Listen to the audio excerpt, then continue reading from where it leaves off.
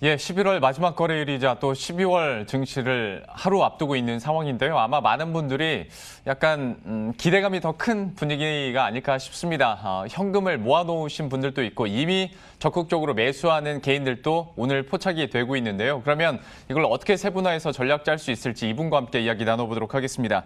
YG경제연구소의 차영주 소장과 함께합니다. 어서 오십시오. 안녕하십니까? 예, 네. 오랜만에 뵙습니다. 예.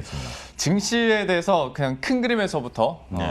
앞으로의 흐름들을 보자면 뭐 좋게 보는 사람들이 대다수긴 한데 그렇죠. 약간 고점에 대한 부담도 없지는 않습니다. 네. 그래서 좀 불안감을 타고 갈 수밖에 없긴 한데 좀 현재 상황들 11월 또 한 달의 흐름들 좀 어떻게 보셨습니까? 예, 일단은 뭐 말씀하신 것처럼 기대와 불안이 공존해 있는 그런 상황이다라고 말씀드릴 수가 있겠죠. 주가가 올라가면 우리가 이제 신고가를 계속해서 갱신해가는 부분들 아니겠습니까? 네. 그러면 걷지 않은 길을 걷는다라는 것이 상당히 불안하죠. 그렇기 때문에 불안감도 상당히 있습니다. 하지만 증시의 체력적인 면에 있어서 보면 저는 두 가지가 탄탄하다. 첫 번째로 보면 개인의 수급, 오늘도 이제 개인의 수급들이 적극적으로 들어오고 있는데 예. 고객위탁금이 60조가 넘는 자금, 이건 만만치 않은 자금이거든요.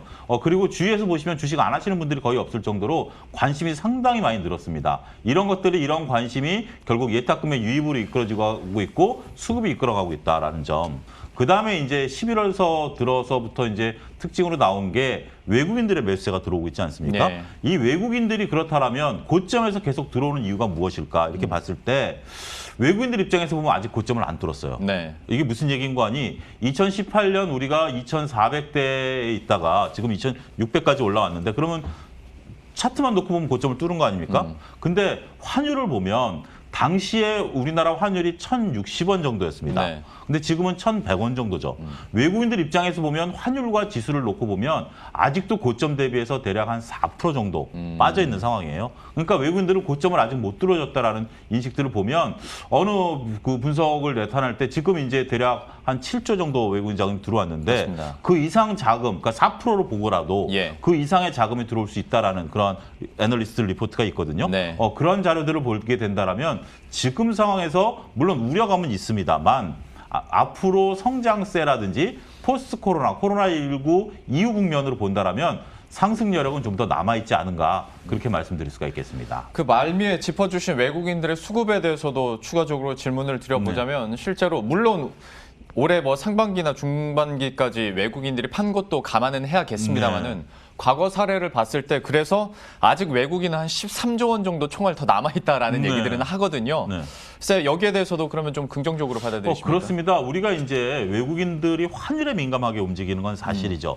환율에 지금 현재 바이든 당선인 이후에 달러가 약세를 보이면서 우리나라 통화뿐만이 아니라 신흥국 통화들이 상대적으로 강세를 보이다 보니까 외국인들이 11월서부터 뭐 10월부터 모습을 좀 보이긴 했습니다만 기초적으로 들어왔죠. 예. 물론 여름과 가을 같은 경우 달러 강세가 잠깐 이루어졌을 때 외국인들은 전혀 들어오지 않다가 이제 달러 약세, 원화 강세가 기초적으로 이루어지다 보니까 전반적으로 외국인들이 유입이 되고 있는 거죠. 근데 이런 것들도 좀 넓게 생각하셔야 됩니다. 우리나라만 외국인들이 들어오는 건 아니거든요. 네. 물론 우리나라에 제일 많이 들어오고 있습니다. 하지만 오늘도 일본 증시가 사상 최고가를 갱신하고 있고 대만 증시도 엊그제 사상 최고치를 갱신했고 이게 우리가 이제 미국을 생각한다라면 무엇이 생각나나요? 뭐 애플, 테슬라 주식으로 보면 그렇게 예. 생각나죠. 선진국이라는 생각이 들죠. 네. 미국인들 입장에서 보면 신흥국 그러면 한국만 생각나는 게 아니라 네.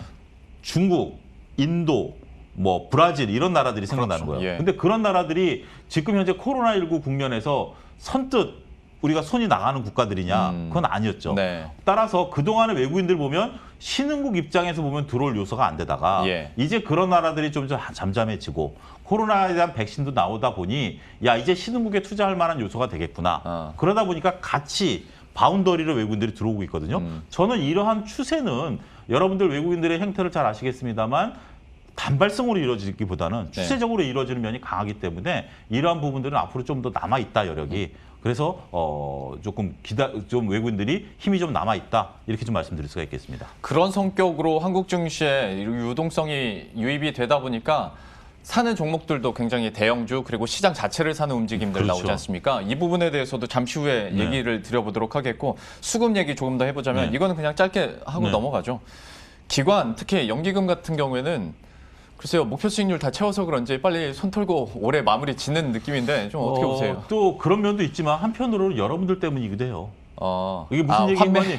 환매죠. 예. 그러니까 기관에 맡겨보니 내가 한 것보다 수익률이 떨어지더라. 그래서 대규모 환매가 지금 이루어지고 있고 네네. 내가 직접 투자하겠다. 그리고 지금 뭐 일부 투자자분들이긴 합니다만 조금 물리신 분들이 나타나기 시작하시잖아요. 예. 그러다 보니 밑에서 물타기를 좀 해야지. 그래서 펀드 환매가 일어나기 때문에 기관은 지금 힘을 못 쓰는 그러한 상황이 계속 연출될 것 같아요. 그 부분은 사실 기관의 잘못은 아니긴 한데. 기관의 잘못은 아니고 네. 이건 우리나라뿐만이 아니라 미국도 일어나는 일이라고 지금 해요.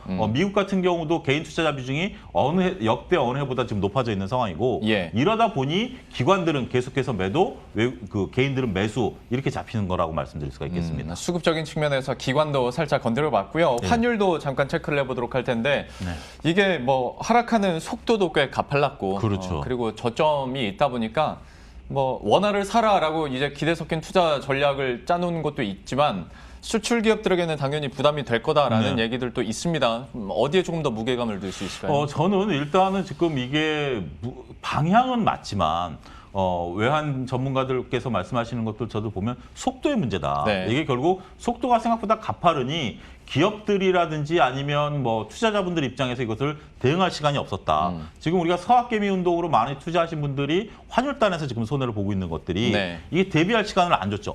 하다 보니까 이렇게 훅 빠진 그렇죠. 거죠. 예. 근데 저는 수출 기업 입장에서 보면 그렇게 크게 걱정할 일은 없다. 우리가 과거 뭐 수출로 70% 이상 수출로 먹고 사는 나라이긴 합니다만 이미 현지 공장이라든지 현지 생산 능력들이 상당히 많이 늘어나 있는 상황이기 때문에 환율단의 영향은 그렇게 크지 않다. 그런 부분들로 보고 더군다나 우리가 지금 수출을 많이 하고 있는 게 중국이기 때문에 예. 중국과 우리는 통화가 같은 방향으로 움직이고 있다. 따라서 환율단에 의한 기업들의 이익 감소분을 생각하기보다는 원화 강세에 따라서 외국인들의 수급이라 지금 이제 주식시장에 한정해서 보는 거죠. 외국인들의 수급이 들어오게 되고 이러한 것들 그리고 내년도 이익 전망치가 IMF 전망치가 무려 3%에 달할 정도로 상당히 긍정적이다라는 면을 감안해서 보게 된다면 지금 환율 너무 그렇게 걱정할 단계는 아니다. 그렇게 좀 정리할 수 있을 것 같습니다. 예전에는 이렇게 떨어지면 뭐 환차손이다 아니면 뭐 가격 경쟁력 떨어진다 얘기는 했었는데 네. 지금은 많이 바뀌었잖아요. 위상도 그렇죠. 많이 바뀌어 있고. 예, 그런 것들이 이제 환율 영향을 물론 안 받는 건 아니겠습니다만 네. 기업들 간에 이제 그런 여러분들이 이제 투자하시는 기업들에 저는 그 부분을 말씀드리고 싶어요. 이건 전반적인 얘기지 개별 기업으로 들어가면 또 다르거든요. 네. 그러면 이걸 확인을 해야 돼요, 여러분들이. 어디서 확인하느냐? 다트라는 기업 공식 사이트에 들어가셔서 사업 개요, 그러니까 사업 보고서의 사업 개요를 보면 각 기업들이 환율의 영향을 어떻게 받는지 자세히 나와 있습니다. 따라서 여러분들이 지금 많은 자금을 투자한 기업 같은 경우 수출 기업이라면 환율 영향을 반드시 체크하시라 이렇게 말씀드릴 수가 있겠습니다. 예, 투자에 대한 팁, 여러분들이 또 관심 갖고 있는 수출 업종에 대한 팁도 한번 들어봤습니다. 당장 이 방송까지 보시고 다트 들어가셔서 한번 참고하셨으면 좋겠고요. 종목별로도 잠깐 얘기를 드려보자면 일단은 삼성전자부터 시작을 해보도록 할 텐데 외국인의 매수세도 굉장히 집중이 되고 있고 네. 앞으로 더 오를 거라는 기대감 당연히 있습니다. 네. 여기에 대해서는 좀 어떻게 평가하십니까? 7만 전자에 대한 기대감, 그러니까 이제 속칭 7만 전자에 대한 기대감들이 있는데 저는 뭐 7만 전자까지는 충분히 가능하다. 근데 그 이상은 조금 버거울 수도 있다. 네. 왜냐하면 뭐 삼성전자 나쁘다, 뭐 좋다 이것은 아닙니다. 삼성전자가 7만 전자가 넘어서고 나면 지수가 예. 2,700, 800 넘어줘야 되거든요. 네. 그러면 지수에 대한 부담감들이 좀 상존하다. 우리가 아무리 코로나19로 인한 유동성이 있다 하더라도 지수에 대한 부담감을 생각하면 삼성전자는 조금 한번 곱씹어 볼 필요는 있다. 하지만 나름대로 성장성은 있다. 그리고 여러분들 삼성전자 차트를 월봉으로 놓고 한번 보시면 저도 오늘 처음 보면서 느낀 건데 월봉으로 놓고 보면 봉이 커졌어요. 고점에서 봉이 커진다. 네. 이건 변동성 확대를 의미하는 거거든요. 따라서 이러한 부분들을 보게 된다면 조금 삼성전자가 우리가 그동안 워낙 4만 원대에서 6만 원대, 7만 원대까지 지금 거침없이 올라왔기 때문에 예. 추가 동학개미 운동으로 해서 추가적인 것들이 가능하다라고 보긴 합니다만 이 정도 선에서 좀 다지는 모습들이 나타나지 않을까. 그게 다음 차순을 위한 좋은 모습이지 않겠는가. 그 점도 말씀드리도록 하겠습니다. 그러니까 오늘 증권사 리포트 보니까 내년도 코스피 전망 3,080까지 나왔더라고요. 네. 그렇게 된다면 삼성전자가 한 7만 5천 원대까지는 갈 수 있겠으나 그 정도 갖줘야 되는 거죠, 더군다나 예, 또. 그런 거죠. 예, 그런데 예. 지금의 대다수 전망에 한 2,800 코스피 지수 상단을 본다면 네. 7만 원 훌쩍 넘기기는 쉽지 않을 것이다. 그렇죠. 7만 원에 안착하는 그런 그 산술적인 계산. 예. 그러니까 이 삼성전자는 그렇게 계산을 해줘야죠. 두 가지 요소죠. 기업 가치도 있지만 지수에 대한 그렇죠. 영역도 있기 예. 때문에 다른 기업과는 좀 다르다 이렇게 말씀드릴 수가 있겠습니다. 삼성전자에 대해서 투자 의견과 전망 이렇게 들어봤고요. 또 한 가지 사회적 거리두기 2단계 강화된 2단계가 또 다시 한번 내일부터 수도권에서 시행이 되다 보니까 당연히 언택트에 대한 관심은 높아질 수밖에 없는데 다만 지금 주식시장에서도 그렇고 분위기 보면 지난 1, 2차 대유행 때랑은 좀 다르게 가요. 주식시장의 그렇죠. 예. 흐름들. 3차 유행 때는 하다 보니 오히려 뭐 인터넷 쪽보다는 오히려 실물 쪽, 그러니까 뭐 제지나 포장주들 이쪽이 좀 변동성이 커지면서 급등하기도 하는데 좀 이런 현상 어떻게 보시고 전략은 그러면 어떻게 짜야겠습니까? 역시 주식시장은 살아있는 생물체다라는 것을 다시 한번 좀 느끼는 계기가 됐다라고 말씀드릴 수가 있겠습니다. 일단 먼저 말씀하신 것처럼 언택트라고 그러면 플랫폼 관련주들이 상당히 많이 네. 올랐죠. 근데 플랫폼 관련주들이 지금 현재 이제 기다리고 있는 게 과연 기업의 실적이 따라오느냐라는 겁니다. 카카오를 예를 들어서 말씀드리면 PER이 거의 한 100배 수준이에요. 네. 그만큼 높은 PER을 현재 부과받고 있는데 EPS가 물론 사상 최고치를 기록하고 있죠. 이 EPS가 계속해서 올라가고 있는 부분들이기 때문에 여기서 추가적으로 PER을 끌어올리기에는 저는 좀 부담이 된다. 그러니까 EPS가 올라오는 것은 내년까지도 EPS가 올라와 줘야 되고 그 상황에서 PER은 머물러 있으면 주가 수준은 현 수준을 유지할 수 있는 거죠. 네. PER이 좀 낮아지게 되고 이게 되지만 지금 여기서 PER을 끌어올릴 만한 동력은 이미 조금 상실하지 않았는가 그 말씀드릴 수 있겠고 혹자는 지금 3년치 실적 다 끌어다 놓은 게 이 정도라고 얘기를 하더라고요. 그러니까 저는 이렇게 표현드리고 싶어요. 왼손과 오른손을 딱 들고 예. 한 손에는 기업의 실적인 EPS, 한쪽에는 미래 실적 전망치인 PR. 요게 딱 마주치면 요걸 곱하면 주가가 나오는 거죠. 네. 근데 지금 현재 많은 기업들이 EPS는 여기 있는데 PR이 지금 올라와 그렇죠. 있는 거예요. 네. 그러면서 EPS가 올라와지면 주가 수준은 인정이 되는데 만약에 EPS가 더 떨어진다 그러면 주가는 떨어질 수밖에 없는 거예요. 그렇게 여러분들이 기업을 일단 인식하시고 지금 PR이 낮은데 EPS가 올라오는 게 바로 택배 관련, 그다음에 실물 경제 관련 그렇습니다. 이런 것들 그동안 좀 소외당했었던 그런 부분들이었지만 실질적으로 우리가 아무리 코로나로 언택트가 된다 하더라도 먹고 쓰고 입고 자고 하는 것은 변화가 없죠. 그렇게 된다 보니 지금 현재 이렇게 택배가 올라오는데 그 사이에서 변치 않고 오르는 게 있습니다. 식음료. 네. 그다음에 그 식음료 쪽하고 이마트와 GS 리테일을 필두로 한 소매점. 네. 이런 것들은 우리가 당연히 계속 지금 먹고 살아야 먹고 되니까요. 쓰는 부분들 아니겠습니까? 이런 부분들이 올라간다라는 거죠. 따라서 지금 이제 과도한 기대, 우리가 주식이란 게 그래요.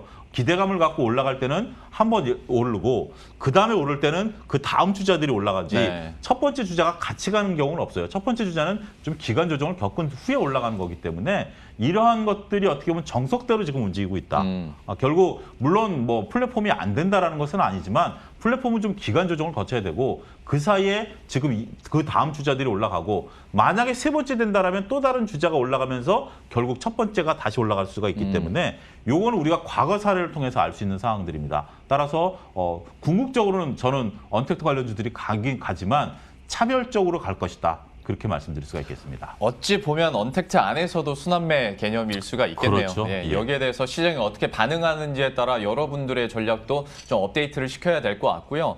어떤 전통적인 부분에서 사회, 그러니까 글로벌 경기 회복 기대감이 있다 보니까 플로우가 석유화학 한번 딱 오르고 네. 그다음에 철강 오르고 네. 그다음에 뭐 예를 들어서 뭐 조선이나 해운 오르고 이렇게 갔지 않습니까? 지금도 이 경기 민감주들은 계속 강세 흐름을 타고 있긴 한데 특히 이런 해운 얘기, 조선 수주 얘기 많이 합니다. 실제로 뉴스도 들려오고. 네, 그렇죠. 근데 막상 여기 쪽으로 매수 클릭은 좀 어려워지는 게 사실이거든요. 좀 어떻게 보십니까? 쉽지는 않죠. 여러분들이 그쪽에 대한 뭐 관심이 있으시지 않는 이상 오늘 해운주가 올라가지만 조선주는 살짝 조정받는 그런 모습들 나타나고 예. 있지 않습니까? 그런 부분들을 보면 쉽지는 않지만 우리가 이제 이렇게 생각하셔야죠.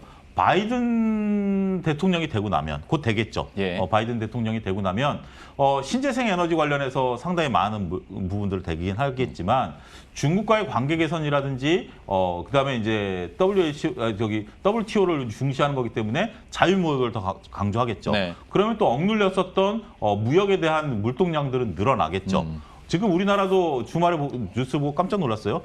트랙터 1000대가 지금 묶여 있대네요. 네. 운송을 못 해가지고 배가 부족해서 이런 사태가 이뤄지고 있기 때문에 운송료는 계속해서 올라갈 수밖에 없는 상황이고 이러한 것들을 막기 위해서는 배에 대한 빠른 발주, 이것을 6개월 내에 생산할 수 있는 유일한 국가인 우리나라, 이런 부분들이 되면 결국 조선업종 같은 경우도 올해 수주 절벽을 내년도엔 탈피할 가능성이 높다. 그렇게 보는 거죠. 따라서 여러분들이 이렇게 보셔야 돼요.